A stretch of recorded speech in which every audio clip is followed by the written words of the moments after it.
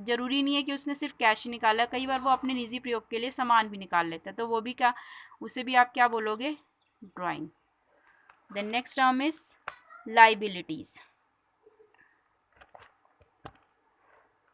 Liabilities आप बोल सकते हो देनदारी। एक फर्म को बहुत सारी लाइबिलिटीज होती हैं जो उसको पे करनी होती हैं, जैसे बोल सकते हो आप दायित्व। Liability means amount payable by the firm bye the business. Liability ऐसी टर्म है जो किसके थ्रू पे की जाती है, पेबल मीन्स पे करनी होती है किसको, एक फर्म को। एक फर्म को बहुत सारी ऐसी चीज़ें होती हैं जो उसको पेमेंट करनी होती हैं। Liability towards the owner of the business is termed as internal liability. तो एक फर्म को अपनी बहुत सारी means amount payable by the business, एक बिजनेस फर्म को बहुत सारी लाइबिलिटीज़ को पे करना होता है, तो वो लाइबिलिटी उसके ऑनर्स के लिए भी होती है और आउटसाइडर्स के लिए भी होती है। तो जो लाइबिलिटी ऑनर्स को पे करनी होती है वो क्या कहलाती है, इंटरनल लाइबिलिटी। और ऐसी लाइबिलिटीज जो आउटसाइडर्स को पे करनी होती है वो क्या कहलाती है, एक्सटर्नल लाइबिलिटी। आप बैलेंस शीट आगे पढ़ोगे, फाइनल अकाउंट्स में मैंने आपको 3 अकाउंट बताए थे, trading account, profit and loss account and balance sheet. तो उसमें 2 साइड्स होती हैं, एक होती है लाइबिलिटी साइड और दूसरी होती है एसेट साइड। तो जो लाइबिलिटी साइड होती है, यहाँ पे उसकी बात हो रही है। तो लाइबिलिटी होता क्या है, तो लाइबिलिटी मीन्स एक ऐसी राशि जो एक बिजनेस को पे करनी होती है, क्योंकि बिजनेस ने अगर हमने अपने बिजनेस स्टार्ट किया है तो वो उसने जितना भी परचेज किया है, जितना भी लोन लिए हैं या कुछ भी लिया है, वो उसको पे करने होते हैं फ्यूचर में, तो उसको काउंट करते हैं हम एज अ लाइबिलिटी। तो liability means amount payable by the business, जो बिजनेस को पे करनी होती है। लाइबिलिटी टुवर्ड्स दी ऑनर, और अगर वो लाइबिलिटी ऑनर के लिए क्रिएट होती है तो उसे इंटरनल लाइबिलिटी बोला जाता है। और यही लाइबिलिटी अगर आउटसाइडर्स को पे करनी होती है वो क्या कहलाती है, एक्सटर्नल लाइबिलिटी। क्लियर। अब आउटसाइडर्स कौन हो गए, जो बिजनेस से डायरेक्ट लिंक नहीं है, जो बिजनेस से डायरेक्ट लिंक, जैसे क्रेडिटर हो गए, जिनसे हमने परचेज किया हुआ है, वो बाहर के लोग हैं, लेकिन इस वजह से हम उन्हें क्या काउंट करते हैं, आउटसाइडर। उनका बिजनेस से कोई नाता नहीं है, सिर्फ उन्होंने बिजनेस को क्या दिया हुआ, उन्होंने बिजनेस को सेल की हुई है, लेकिन बिजनेस को पेमेंट तो करनी पड़ेगी ना। तो ऐसी लाइबिलिटी जो आउटसाइडर्स को पे करनी होती है वो क्या कहलाती हैं, एक्सटर्नल लाइबिलिटी। नाउ लाइबिलिटीज़ को भी हम क्लासीफाई कर सकते हैं।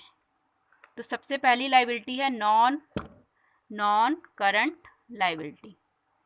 ऐसी लाइबिलिटी जो करंट नहीं है, जैसे इसके नाम से ही पता लग रहा है, non current liability. Non current liability कौन सी लाइबिलिटी होती है, current liability is that liability, non current current liability is that liability which is payable after a period of more than 1 year. ऐसी लाइबिलिटी या ऐसे दायित्व जो एक फर्म को 1 साल, payable after a period of more than 1, कई सालों के बाद, मीन्स 1 साल से अबव के ईयर का जो टाइम पीरियड होता है उसके बाद जो पे करनी होती है वो from the end of the accounting year called non current liabilities. अब फर्म है, फर्म जो भी अकाउंटिंग करेगी वो 1 ईयर के लिए करती है, ठीक है। तो जो नॉन करंट लाइबिलिटीज़ होती हैं वो ऐसी लाइबिलिटीज़ होती हैं जो फर्म को उसी साल पे नहीं करनी पड़ती। ये ऐसी लाइबिलिटीज़ होती हैं जो इनका टाइम पीरियड होता है कि आप 1-2 साल बाद भी इनको पे कर सकते हो। तो इस टाइप की लाइबिलिटीज़ क्या कहलाती हैं, non current liability. Those liabilities, non current liabilities, that liability, एक ऐसी liability which is payable after a period of more than a year. ऐसी लाइबिलिटीज़ होती है जिसका टाइम पीरियड होता है 1 साल से ऊपर का, ठीक है। From the end of the accounting means accounting year के बाद भी वो पे की जा सकती हैं। क्लियर। एक अकाउंटिंग ईयर क्योंकि 1 ईयर का होता है, तो ये ऐसी लाइबिलिटीज़ होती है जिसे हम अकाउंटिंग ईयर के एंड होने के बाद भी पे कर सकते हो। तो ये कौन सी लाइबिलिटीज़ होती हैं, नॉन करंट लाइबिलिटी। देन जैसे एग्जाम्पल हो गया डिबेंचर। डिबेंचर बोला जाता है ऋण पत्रों को, जो आप 12th क्लास में भी पढ़ोगे, लेकिन यहाँ मेन कंसेप्ट इसका 12th क्लास में पढ़ोगे। तो डिबेंचर ऐसे रिटर्न डॉक्यूमेंट्स होते हैं जिसके बेसिस पे कोई भी फर्म लोन ले सकती है, ठीक है। और बैंक लोन, जैसे बैंक से कोई लोन लिया, अगर वो लॉन्ग टाइम पीरियड का है तो वो किस में कहलाएगा, नॉन करंट लाइबिलिटी। तो डिबेंचर्स भी लॉन्ग टर्म लोन लाइबिलिटी होते हैं, और जो आपके बैंक लोन अगर लॉन्ग टाइम पीरियड के लिए हैं तो वो भी किस में काउंट होंगे, लॉन्ग टर्म लोन्स में। देन आ जाओ current liability.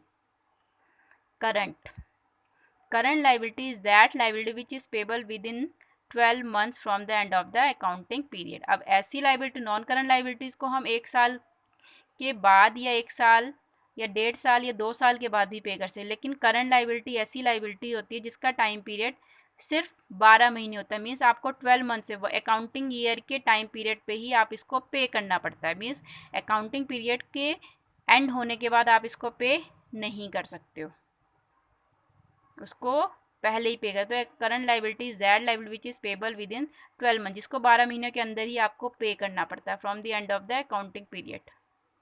For example bill payable हो गया। कई बार क्या होता है, बिल पेबल मीन्स हमने किसी पर्सन से, फर्म ने किसी पर्सन से परचेज किया है, लेकिन हम उसको क्रेडिटर नहीं बनाना चाहते, हम उसको वो एक बिल पेबल के थ्रू पेमेंट करेंगे। एक आफ्टर 3 मंथ्स या 4 मंथ्स का ये बिल पेबल, ताकि शॉर्ट टाइम पीरियड में हम उसको पेमेंट कर दें जस्ट, लेकिन हम उसको क्रेडिटर में काउंट नहीं करते, हम उसको क्या काउंट करते हैं, बिल्स पेबल। ये भी आप एक चैप्टर, सेपरेट चैप्टर होगा, उसमें आप पढ़ोगे। तो बिल्स पेबल क्या होता है, जब जो भी फर्म होती है, अगर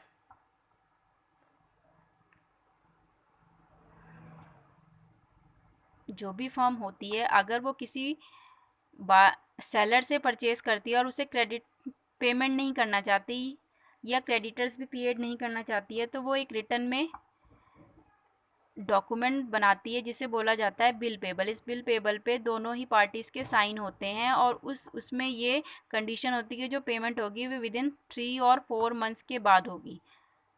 तो इस टाइप से हम उसको बिल्स पेबल नाम दे देते हैं और वो एक तरह की करंट लाइबिलिटी होती है। जैसे क्रेडिटर्स हो गए, क्रेडिटर में वही हो गया जिससे हमने परचेज़ किया, उन लोगों को क्रेडिटर बोला जाता है। शॉर्ट टर्म लोन, ऐसे लोन, कई लोन लॉन्ग टर्म भी होते हैं, लॉन्ग और लोन शॉर्ट टर्म भी होते हैं। जो 1 साल के अंदर पे करने होते हैं वो शॉर्ट टर्म लोन होते हैं, जो 1 या 2 साल के बाद पे करने होते हैं वो लॉन्ग टर्म लोन। तो शॉर्ट टर्म लोन किस में आते हैं, आपके करंट लाइबिलिटीज़ में।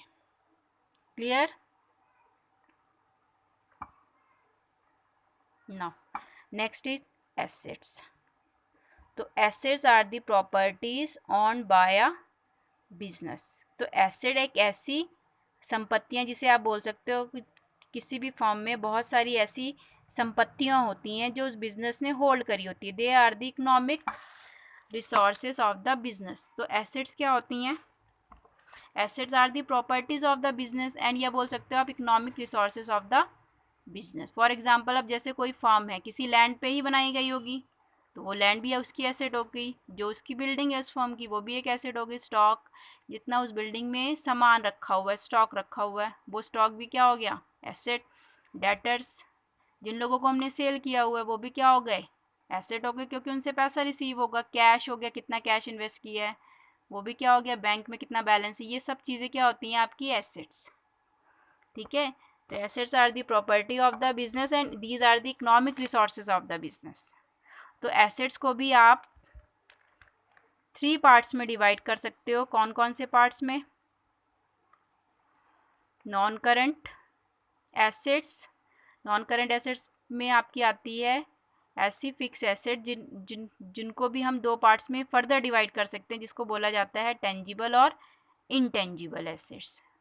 तो 2 टाइप की एसेट्स होती हैं, non current assets, current assets और फिक्टिशियस एसेट। तो 3 टाइप की एसेट्स होती हैं एसेट में। तो पहली एसेट क्या है, नॉन करंट एसेट। जैसे इसके नाम से ही पता है, नॉन करंट एसेट्स।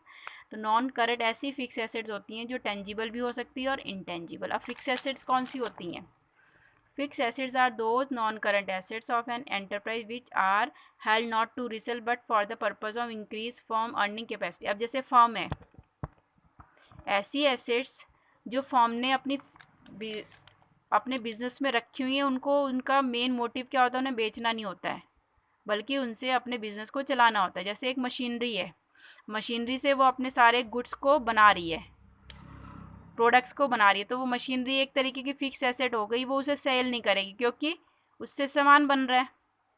उसी तरह बिल्डिंग है, बिल्डिंग में काम चल रहा है, वो भी उसकी एक फिक्स एसेट है, उसे भी नहीं सेल कर। लैंड है जिस पे बिल्डिंग बनी हुई है, वो भी क्या है, एक फिक्स एसेट है। तो इस type fix assets are those ऐसी नॉन करंट एसेट्स हैं किसी भी एंटरप्राइज की, किसी भी फर्म की, जो हेल्ड है, होल्ड करी हुई हैं, लेकिन उनका मेन पर्पस उन्हें रीसेल करना नहीं होता है। वो किस वजह से बनाई गई हैं? ताकि बिजनेस की अर्निंग कैपेसिटी को इंक्रीज करे। मशीनरी से क्या हो रहा है? अर्निंग कैपेसिटी इंक्रीज हो रही है। बिल्डिंग से क्या हो रहा है? अर्निंग कैपेसिटी इंक्रीज हो रही है। लैंड से क्या हो रहा है? क्योंकि वो सारी फर्म उन पे बेस्ड है और उसी पे काम चल रहा है, इस वजह से उन्हें क्या बोला जा रहा है? Fixed asset. फिक्स्ड एसेट को भी दो पार्ट्स में आप डिवाइड कर सकते हो। क्या? टेंजिबल एसेट्स और इंटेंजिबल एसेट। टेंजिबल एसेट्स कौन सी होती है? Those asset which have physical, ऐसी एसेट जिनका फिजिकल एग्जिस्टेंट होता है, या बोल सकते हो जिनको आप देख भी सकते हो, टच भी कर सकते हो, वो कौन सी होती हैं? Tangible asset. टेंजिबल मीन्स जिन्हें आप देख सकते हो, छू सकते हो। जैसे मशीनरी होगी, बिल्डिंग, इन्हें देख भी सकते हो, छू भी सकते हो, तो ये कौन सी एसेट्स होती हैं? Tangible asset. इनटेंजिबल एसेट ऐसी एसेट जो डज नॉट, जिनका कोई फिजिकल एग्जिस्टेंस नहीं है, लेकिन और ना ही आप इसे देख सकते हो, ना ही टच कर सकते हो, लेकिन हम उसे एज ए एसेट काउंट करते हैं अपनी बैलेंस शीट में। जैसे हो गया कंप्यूटर सॉफ्टवेयर। आप लोग कंप्यूटर के बारे में तो नॉलेज है मेरे ख्याल से। तो कंप्यूटर में जो भी आप काम करते हो, उसके अंदर जितने भी सॉफ्टवेयर होते हैं, आप उन पे काम कर सकते हो। उसको निकाल के आप हाथ में रख के देख तो नहीं सकते हो ना। जैसे आप बोल सकते हो MS एक्सेल है या वर्ड है, वो एक सॉफ्टवेयर है, उसमें आप सिर्फ काम कर सकते हो। कोई ऐसा तो नहीं है आपने बाहर से अलग से एक एक्सेल ऐसे रख दिया और आप उसको टच भी कर रहे हो, देख रहे हो, नहीं, वो एक सॉफ्टवेयर है। उसी तरह गुडविल। गुडविल भी क्या होती है कि फॉर्म डे टू डे जितना भी ग्रो करती रहती है, तो उसे हम एक गुडविल की फॉर्म में काउंट करते हैं। जितना भी डेवलप होती रहती है, प्रसिद्ध होती रहती है, तो उसे हम गुडविल की फॉर्म में काउंट करते हैं। तो उसे भी हम देख और छू नहीं सकते हैं, बट हम उसे एज ए एसेट काउंट करते हैं। जैसे ट्रेडमार्क्स हो गया, आपने देखे होंगे बहुत सारे ट्रेडमार्क्स होते हैं पैकेट्स पे। जैसे आप बोल सकते हो कि इस फर्म का ये ट्रेडमार्क है, तो उसे भी हम काउंट या टच नहीं कर सकते, लेकिन एक बना दिया गया है और उसे एक एसेट की फॉर्म में काउंट किया जा रहा है। तो ये क्या क्या कहलाएंगे? आपकी intangible assets. Then second is current asset. Current assets are those assets which are held by the business with the purpose of converting them. Current asset ऐसी assets होती हैं जो बिजनेस ने होल्ड करी हैं, किस पर्पस से? ताकि उनको इजिली कैश में कन्वर्ट किया जाए शॉर्ट टाइम पीरियड पे। और वो शॉर्ट टाइम पीरियड कितना होता है? 1 year. Current assets are those asset which are held by the business, जो बिजनेस ने होल्ड करी हुई हैं, किस पर्पस से? ताकि उनको कम समय में कैश में कन्वर्ट किया जाए। वो कम समय कितना होता है? 1 ईयर। जैसे फॉर एग्जांपल गुड्स हैं, गुड्स परचेज की हुई हैं with the purpose of resale and earn profit. Goods purchase की हुई है, मेन पर्पस क्या है उनका? ताकि उन्हें सेल करके दोबारा प्रॉफिट अर्न किया जाए, तो वो हम स्टॉक में काउंट करते हैं, एक एसेट बन गया। उसी तरह डेटर्स हैं, डेटर्स को अगर हमने सेल की हुई है कि ताकि थोड़े दिन बाद वो हमें पेमेंट करेंगे, ताकि वो इजीली कैश में कन्वर्ट हो जाए। तो ऐसी एसेट्स जिनको हम शॉर्ट टाइम पीरियड में कैश में कन्वर्ट कर सकते हैं, वो क्या कहलाती हैं? हमारी current assets. Now fictitious assets. These assets are those assets which are neither tangible. ऐसी एसेट जो ना कि टेंजिबल है और ना ही इंटेंजिबल। ना तो उन्हें टेंजिबल कौन सी होती है? जिन्हें हम देख सकते हैं, छू सकते हैं, वो टेंजिबल हो, जैसे बिल्डिंग और लैंड। और इंटेंजिबल जिन्हें आप देख नहीं सकते, छू नहीं सकते, जैसे goodwill, trademarks, computer software. Goodwill तो फिक्टिशियस एसेट्स ऐसी होती है, ना तो टेंजिबल होती है ना ही इंटेंजिबल। ये एक ऐसे लॉसेस होते हैं जिनको जिस साल वो होते हैं उस साल तो राइट ऑफ किया ही जाता है, और फर्दर आगे के अकाउंटिंग ईयर्स में भी उसको राइट ऑफ करते हैं। फॉर एग्जांपल कोई लॉस हुआ है, या मैं बोल सकती हूँ जैसे कोई एडवर्टाइजमेंट हुई है, ठीक है, कोई एडवर्टाइजमेंट हुई है, उस पर 2 लाख खर्चा आया है, लेकिन इस 2 लाख को हम एडवर्टाइजमेंट को कहाँ दिखाते हो? प्रॉफिट एंड लॉस में। लेकिन इस एडवर्टाइजमेंट की 2 लाख की अमाउंट को आप प्रॉफिट एंड लॉस में नहीं शो कर सकते हो। तो इस टाइप के जो भी एक्सपेंसेस होते हैं उनको राइट ऑफ करना पड़ता है मोर देन ईयर्स। तो ऐसे लॉस एक तरीके का लॉस ही तो है, नुकसान ही तो है हमारे लिए। एडवर्टाइजमेंट क्या है? लॉस है। तो 2 लाख का लॉस है, मैं एक ही साल में तो इस 2 लाख की अमाउंट नहीं निकाल सकती, क्योंकि मेरे पास इतना पैसा नहीं है। तो इस टाइप के जो लॉसेस होते हैं उनको हम कई सालों तक थोड़ा थोड़ा, जैसे इस 2 लाख को हम मान के चलते हैं कि हम इसे 4 ईयर्स में राइट ऑफ करेंगे, तो कितना हो गया? 50,000 मीन्स हर साल 50,000 तो हर साल ये 50,000 राइट ऑफ होगा। तो इस टाइप से जो एक्सपेंसेस होते हैं, जो लॉसेस होते हैं, उन लॉसेस को हम हर साल ही राइट ऑफ करते रहते हैं ताकि हम उन्हें ईज़िली अपने अकाउंटिंग या उन लॉसेस को, उन हानियों को ईज़िली दिखा भी सकें और उनको पे भी कर सकते हैं। इसलिए उन्हें कई सालों तक राइट ऑफ किया जा सकता है। तो इस टाइप की जो एसेट्स होती हैं उनको क्या बोला जाता है? Fictitious assets. For example discount और loss on issue of debenture. Debentures को जब इशू किया जाता है तो कई बार नुकसान भी हो जाता है, तो उस लॉस को भी हम कई सालों तक राइट ऑफ करते रहते हैं। मैंने एडवर्टाइजमेंट का एक्सपेंस दिया है, एडवर्टाइजमेंट एक्सपेंस, ये वाला एक्सपेंस भी आपका क्या आएगा? फिक्टिशियस एसेट्स में ही आएगा, क्योंकि इसको भी हम कई सालों तक राइट ऑफ करते हैं। क्लियर?